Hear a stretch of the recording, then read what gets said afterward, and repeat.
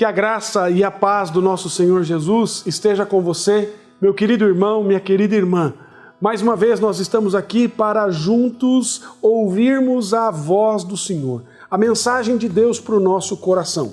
Nós estamos expondo o Evangelho segundo Marcos, trabalhando na perspectiva da dinâmica do discipulado na exposição deste Evangelho.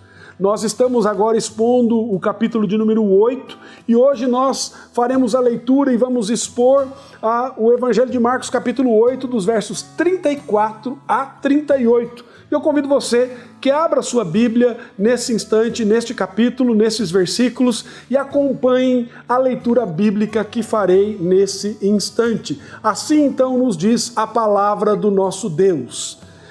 Então, convocando a multidão e juntamente os seus discípulos, disse-lhes: se alguém quer vir após mim, a si mesmo se negue, tome a sua cruz e siga-me. Quem quiser, pois, salvar a sua vida, perdê-la-á. E quem perder a vida por causa de mim e do Evangelho, salva-la. Que aproveita o homem ganhar o mundo inteiro e perder a sua alma? Que daria um homem em troca de sua alma? Porque qualquer que nesta geração adúltera e pecadora se envergonhar de mim e das minhas palavras, também o Filho do Homem se envergonhará dele quando vier na glória de seu Pai com os santos anjos. Convido você a fechar os seus olhos nesse momento e orar juntamente comigo, pedindo ao Senhor que fale ao nosso coração nesse instante. Santo e eterno Deus, glorioso Senhor, Deus da história da redenção, que enviou o Cristo ungido, o Deus conosco, o Emanuel, o Eu Sou, para nos libertar, para pagar o preço que era devido em nosso lugar. Agora, Senhor, nós queremos ouvir a Tua voz, nós desejamos, estamos necessitados, ansiosos para ouvir a palavra do Senhor para o nosso coração.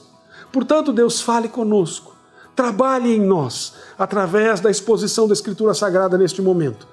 E que as palavras dos meus lábios, que o meditar do meu coração sejam agradáveis na Tua presença, meu Senhor, minha rocha, meu Redentor, amado da minha alma, em nome de Jesus. Amém. Eu quero fazer uma pergunta para você hoje. Qual é o propósito da sua vida? Você compreende que o Senhor Jesus lhe chamou para que você fosse discípulo dele? Meus irmãos, quando nós olhamos para o texto que nós lemos, eu fico maravilhado. Essa passagem ela é extraordinária. Eu olho assim para esse texto e vejo aqui que nós somos diretamente confrontados com a realidade do discipulado. A grande tensão desse texto é entre encontrar prazer nesse mundo à parte de Deus ou encontrar Deus neste mundo e todo o nosso prazer estar nele. Jesus sabia que as multidões que o seguiam estavam apenas atrás de milagres e prazeres terrenos. Não estavam dispostos a trilhar o caminho da renúncia e pagar o preço do discipulado. Jesus não somente abraça o caminho da cruz, mas ele exige que os seus seguidores também o façam. Nós vemos isso no verso de número 34. Então foram várias tentativas que tiveram de tentar afastar Jesus da cruz. Satanás tentou ele no deserto, a multidão quis torná-lo rei, Pedro tentou reprová-lo, mas Jesus rechaçou todas essas propostas com veemência. E nós vemos que Jesus mostra os requisitos de Deus para o Messias. Então, ele começou a ensinar-lhes o que era necessário que o Filho do Homem sofresse. Que o Filho do Homem passasse por muitas coisas, que fosse rejeitado pelos anciãos, pelos principais sacerdotes, pelos escribas, que fosse morto, que depois de 3 dias ressuscitasse. Ele diz isso no texto anterior, no verso 31. Isso era necessário. E agora Jesus declara as exigências de Deus para o discípulo. E a natureza e o caminho do discipulado são padronizados de acordo com quem Jesus é e para onde ele está indo. Jesus chama para si a multidão porque a fervorosa exortação que se segue aqui é importante para todos. Aliás, é uma questão de vida ou morte. É uma questão de vida eterna em oposição à morte eterna para todas as pessoas, para o ser humano. E diante disso, eu desejo falar com você hoje sobre o seguinte tema: discipulado, o nosso projeto de vida. Discipulado, o nosso projeto de vida. Em primeiro lugar, nós vemos que o discípulo conhece o desafio do discipulado. nós vemos claramente que uma das ênfases de Jesus em seu ministério terreno foi fazer discípulos. Ele ordenou a sua igreja a fazer discípulos. O discipulado é o mais fascinante projeto de vida. E nós precisamos pensar muito sobre o caminho e sobre essa dinâmica do discipulado. O discipulado, ele é um convite pessoal. Jesus, ele começa com uma chamada condicional. Se alguém quer, e a ideia que Jesus nos transmite aqui é que precisamos calcular o preço do discipulado, o preço de seguir a Jesus. E mesmo sendo por graça, ele não é barato. Ele não é barato. Há um preço a ser pago. O discípulo, então, ele tem um convite para uma relação muito pessoal com Jesus. Ser discípulo não é ser apenas um admirador de Cristo, mas um seguidor dos passos de Jesus, das pegadas do Cristo. Assim como Cristo escolheu o caminho da cruz, o discípulo precisa seguir a Cristo, não para o sucesso, mas para o Calvário, renunciando a si mesmo. Ser discípulo não é abraçar simplesmente uma doutrina, é seguir o Cristo, uma pessoa, o nosso Senhor. É seguir a Jesus, e seguir a Jesus para o caminho da morte. Vir após mim e o ligar-se a Cristo como seu discípulo significa isso. O discipulado é um convite para uma renúncia radical. Quando Cristo nos chama para negar a nós mesmos e tomar a cruz e segui-lo, isso é, na verdade, um chamado, sabe do que, meu amado? Um chamado da graça. Porque ao nos chamar para esse tipo de sacrifício, Jesus, em graça, está nos resgatando de nós mesmos. Ele está abordando o aspecto mais profundo e sombrio do pecado. Esse pecado me faz desejar a posição do próprio Deus. E assim, meu amado, a cruz não é apenas um conforto, a cruz é um chamado. É um chamado. Sim, é um chamado para a renúncia.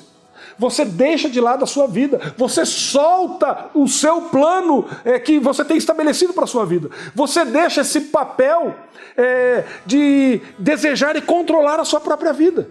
E agora é chamado para o único caminho para a vida e vida abundante. Por isso é necessário abdicar do nosso orgulho, da nossa soberba, da presunção, da autoconfiança, antes de nós seguirmos as pegadas de Jesus. Negar-se a si mesmo não equivale à aniquilação pessoal. Não se trata de anular-se, mas de servir. Essa é a ideia. Negar-se a si mesmo é permitir que Jesus reine supremo onde o ego tinha previamente exercido o controle total. Seguir a Jesus requer autonegação. E isso envolve uma mudança completa na maneira como nós vemos a vida. Não estamos centrados mais no nosso eu, mas sim na dedicação total para fazer a vontade de Deus e glorificá-lo. É um desejo contínuo de dizer não a si mesmo, a fim de dizer sim para Deus. E é também uma denúncia radical de toda auto-idolatria. Portanto, meu amado, o discipulado é um convite para morrer. Tomar a cruz é abraçar a morte. Somos entregues à morte diariamente, somos levados como ovelhas para o matadouro, estamos carimbados para morrer para nós mesmos, para morrer para esse mundo. A cruz fala da nossa disposição de morrer para nós mesmos, para os prazeres e deleites desse mundo. É considerar-se morto para o pecado e andar em novidade de vida, pois fomos sepultados com Ele e ressurgimos com Ele, diz a Escritura. O discipulado é um convite para uma caminhada dinâmica com Cristo. Seguir a Cristo é algo extraordinário, sublime e dinâmico. Esse desafio nos é exigido todos os dias em nossas escolhas, nas nossas decisões, nos nossos propósitos, nos nossos sonhos, nas nossas realizações. Seguir a Cristo, meus irmãos, é imitá-lo, é andar nos passos dele. É fazer o que ele faria em nosso lugar, é amar o que ele ama, é aborrecer o que ele não gosta. É viver a vida na perspectiva, nos óculos, na perspectiva de Deus, de Cristo. A ideia de seguir a Cristo é confiar nele totalmente, caminhar em seus passos, obedecer ao seu comando, por gratidão e pela salvação dele. Mas há uma segunda coisa que é importante. O discípulo conhece a necessidade da renúncia. O discipulado implica no maior paradoxo da existência humana. Os valores de um discípulo estão invertidos. Ganhar é perder e perder é ganhar. Percebe isso? Ganhar é perder e perder é ganhar. O discípulo vive num mundo de ponta cabeça, num mundo contrário ao mundo que nós vivemos. Para ele, ser grande é ser servo de todos. Ser rico é ter a mão aberta para dar. Ser feliz é renunciar aos prazeres do mundo. Satanás promete a você glória, mas no fim ele dá sofrimento. Cristo oferece a você uma vida de cruz, mas no fim ele oferece uma coroa que conduz à glória, ao conforto eterno. Agora, eu quero fazer uma pergunta para você pensar nisso. Como uma pessoa pode ganhar a vida e ao mesmo tempo perdê-la? Quando busca a felicidade sem Deus, nós vivemos numa sociedade que está embriagada, queridos, pelo hedonismo. As pessoas estão ávidas pelo prazer. Elas fumam, bebem, dançam, compram, vendem, viajam, experimentam drogas e fazem sexo na ânsia de encontrar felicidade. Contudo, depois que experimentam todas essas faces do prazer, percebem que não havia aí o ingrediente da felicidade. Salomão buscou a felicidade no vinho, nas riquezas, nos prazeres, na fama, e viu que isso tudo era vaidade. Sabe por quê? Por que ele não encontrou a felicidade nessas coisas? Porque Deus colocou a eternidade no coração dele, no coração do homem. Eclesiastes capítulo 3, verso 11. Agora, quando se busca a salvação fora de Cristo, há muitos caminhos que conduzem os homens para a religião, mas um só caminho conduz o homem a Deus. Um só caminho, e é Cristo, o Senhor. Quando busca a realização em coisas materiais, você vai perceber as pessoas fazendo tudo em torno do dinheiro. E esse é o maior senhor dos escravos da atualidade. O dinheiro é mais do que uma moeda, é um ídolo, um espírito, um Deus. Muitos se esquecem de Deus na busca do dinheiro e perdem a vida nessa corrida desenfreada para tentar conquistar as suas coisas. Essas são as variadas maneiras de ganhar a sua vida, mas no fundo você está perdendo-se a agir dessa maneira. Mas veja comigo a seguinte questão: o que Jesus quis dizer por perder a vida para então ganhá-la? Para o homem natural, seguir a Cristo é perder a vida. O homem natural não entende, ele não tem os olhos abertos para as coisas que o Senhor nos mostra, ele não vê as coisas de Deus, ele vê as coisas de Deus como loucura. E ele considera tolo aquele que renuncia às riquezas e prazeres dessa vida para buscar uma herança eterna através da renúncia. Para o homem natural, renunciar às coisas do agora em troca da bem-aventurança do porvir é perder a vida. O homem sem Deus vive sem esperança, não consegue ter uma visão do todo. Seus tesouros e seu coração estão aqui. Mas o cristão, ele anseia, ele aspira por uma pátria superior. Ele aguarda uma herança incorruptível. Ele busca uma recompensa que não é para agora, mas é para a eternidade. Quais são as razões que levam um discípulo a viver esse paradoxo? O amor de Cristo, querido. O amor de Cristo. Perder a vida por amor de Cristo não é um ato de desperdício, mas de devoção, de entrega. O amor ao Evangelho é a segunda motivação, além de Cristo. E nós vemos aqui essa devoção pessoal a Cristo que nos conduz ao dever de compartilhar, de repartir o Evangelho com aqueles que não têm, que não conhecem. Nós devemos ser discípulos por causa de Cristo, por causa do Evangelho. Mas nós vemos aqui também uma terceira questão. O discípulo sabe o valor inestimável da vida. Alguns fatos precisam ser destacados aqui. O dinheiro não pode comprar a bem-aventurança eterna. Qual é o objetivo da sua vida? Onde é que você tem investido a maior parte do seu tempo? A maior parte dos seus esforços? Nas coisas que são para a eternidade ou nas coisas que a traça e a ferrugem corroem? A salvação da alma, querido, vale mais que qualquer bem, qualquer riqueza, qualquer coisa que você possa conquistar nesse mundo. É melhor ser salvo do que ser rico. A riqueza só pode nos acompanhar até o túmulo, mas a salvação será desfrutada por toda a eternidade. Jesus chamou de louco o homem que negligenciou a salvação da sua alma e pôs a sua confiança nos bens materiais. A morte chegou e com ela chega o juízo. A perda da alma é uma perda irreparável, meu amado. O dinheiro se ganha, mas o dinheiro se perde. Olha só o momento que nós estamos vivendo de crise mundial, financeira, econômica. Mesmo depois de perdê-lo, é possível readquiri-lo. Contudo, quando se perde a alma, não tem como reavê-la, é impossível mudar o destino eterno de uma pessoa. O mundo de prazeres centrado em possessões materiais ou o poder no fim não tem nenhum valor, querido. Não tem nenhum valor. Mas aqui uma quarta questão que eu quero compartilhar com você. O discípulo é alguém que não se envergonha de Cristo. E aqui duas questões me chamam a atenção. O que significa envergonhar-se de Cristo? O que significa isso? Envergonhar-se de Cristo significa ser tão orgulhoso a ponto de não desejar ter nada com Ele, relacionamento nenhum com Ele. Envergonhamos-nos de Jesus quando temos medo que as pessoas saibam que o amamos. Quando ficamos constrangidos por sermos identificados como crentes, como servos de Jesus. Ser cristão, querido, nunca foi e jamais será uma posição confortável, uma posição de popularidade. Porque todos aqueles que querem viver plenamente em Cristo sofrerão, sabe o quê? Perseguição. Mas a segunda coisa que eu vejo aqui é que os que se envergonham de Cristo sofrerão uma perda irreparável. Aqueles que se envergonham de Cristo agora, Cristo se envergonhará deles na sua segunda vinda, no retorno do Redentor. O julgamento mais pesado que os homens receberão no dia do juízo é que eles vão receber exatamente aquilo que sempre desejaram. Jesus deixa isso evidente e muito claro que no final, no dia final, estes serão responsabilizados. Portanto, meus amados, devemos olhar para Cristo e segui-lo, tomando a nossa cruz, seguindo o Senhor, fazendo a vontade dele. Eu tenho aqui algumas questões para você. A primeira, você é um discípulo de Jesus? Você tem mostrado que Cristo é o Senhor da sua vida, vivendo os valores do reino de Deus na sua vida? Como você pode aplicar o discipulado na vida da sua família, da sua esposa, dos seus filhos? Como você mostrará que Cristo reina em sua casa e na sua vida?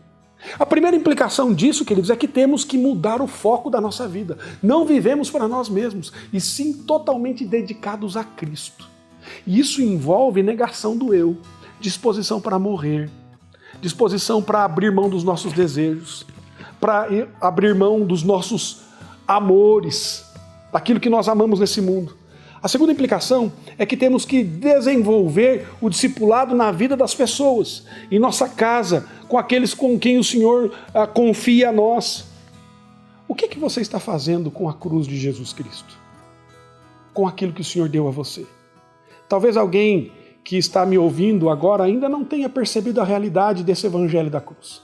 Talvez não tenha tido um encontro pessoal com Cristo.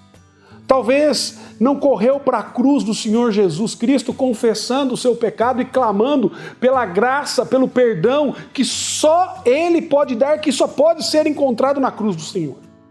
Se essa é a sua realidade, eu conclamo você a confessar seu pecado agora, hoje, e se lançar na graça de um Deus que entregou o seu Filho para nos resgatar. E você que está me ouvindo, que já assumiu esse compromisso com Cristo, que já entregou a sua vida a Cristo, que já tem esse relacionamento com Ele, mas sabe que tem vivido longe desse chamado da cruz, que tem lutado em seu coração com o pecado, eu quero convidá-lo hoje a reafirmar o seu compromisso com Cristo, negar a si mesmo e continuar a ser trabalhado pela graça do Senhor. Meus amados, eu e você, nós precisamos ser discípulos do Senhor pela graça de Deus. Que esse seja o projeto da sua vida. Que essa seja a sua busca. Que essa seja a sua intenção. Na sua casa, você homem, pastoreando o coração da sua esposa, ensinando seus filhos nos caminhos do Senhor, servindo ao Senhor, abrindo mão dos seus prazeres para servir os seus. Você, esposa, abrindo mão dos seus prazeres para servir o seu marido, para servir ao Senhor, os seus filhos. Você, filho, sendo obediente aos seus pais. Que a graça do Senhor nos envolva para que possamos de fato sermos discípulos fiéis do Senhor, seguindo o caminho dele, não nos envergonhando daquilo que ele tem colocado para nós. Se você ainda não teve esse encontro com Cristo, como nós falamos aqui, eu quero convidá-lo a orar comigo agora. E você, meu amado, que já teve encontro com Cristo, eu quero convidá-lo agora nesse momento em que vou orar, a reafirmar o seu compromisso com Cristo. Feche seus olhos e vamos orar juntos mais uma vez.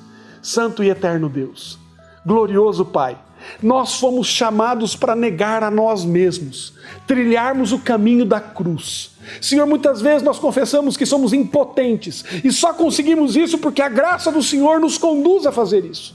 Portanto, Deus nos ajude.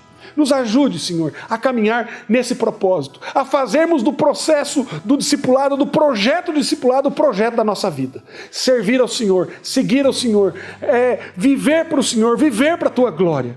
Pai, se há alguém que está me ouvindo através dessa mensagem que não teve um encontro pessoal com Jesus, Deus, em Teu nome, eu oro para que o Senhor toque nesse coração, que o Espírito Santo, Senhor, transforme essa vida e que essa pessoa possa ter esse encontro real, significante, que pode mudar totalmente a vida na Tua presença. Também oro, Senhor, pelos meus irmãos que já conhecem o Senhor, que já tiveram esse encontro com Cristo, mas que têm vivido, Senhor, não da maneira que devem viver. Têm vivido muitas vezes para si mesmo, fazendo dos seus desejos, dos seus anseios, a prioridade. Senhor, em nome de Jesus, que isso seja quebrado, que essa idolatria seja quebrada. E que os meus queridos possam reafirmar hoje que só o Senhor é aquele a quem nós adoramos. Pai, que esse compromisso do discipulado seja reafirmado para a glória do Teu nome. Esse é o nosso desejo, Senhor. Essa é a nossa oração.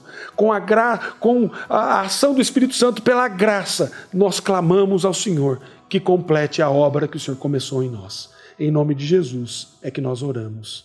Amém.